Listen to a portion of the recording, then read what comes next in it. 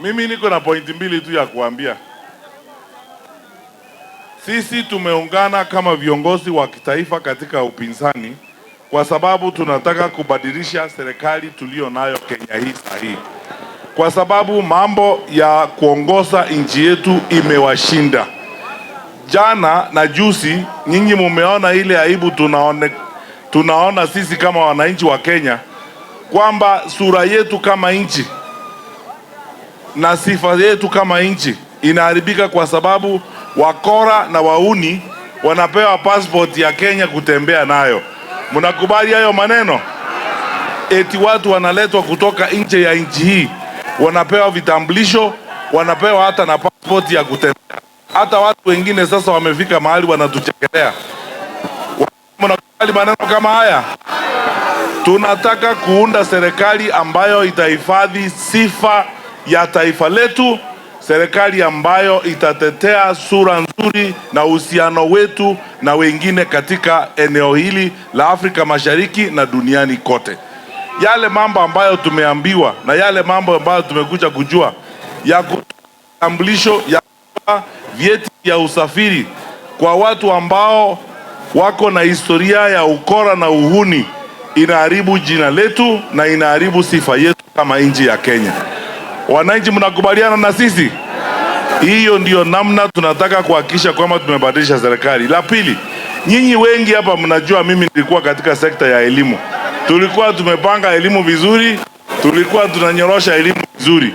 Saa hii watoto wetu wengine katika grade 10 bado hawajaenda shule. Ama ni ukweli nasema ama ni uongo? Kule shuleni vitabu havijafika kwa watoto wetu. Mambo ya uzembe na mambo ya kucheza na kazi na kucheza na wananchi namna hii ndio sisi hatutaki. Tunataka kuungana sisi wote pamoja, tukomboe nchi yetu, tubadilishe uongozi wa nchi yetu. Tunataka uongozi kwa sababu tunataka kurudisha free primary education, free day secondary education. Kwa sababu tunataka kurudisha linda mama, na kwa sababu sisi tunataka... Wangapi mnasema turudishe linda mama?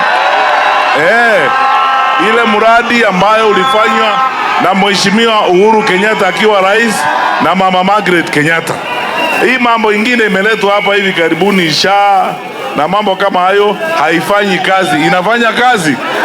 Hapana. Wao wanasema ni fitina tuleta. Nyinyi ndio wananchi ambao mnapata huduma na hiyo huduma haipatikani. Tunawaomba tafadhali wananchi, wakati huu sisi wote tuungane pamoja. Vijana, chukueni kadi ya kupiga kura. Tulinde kura zetu.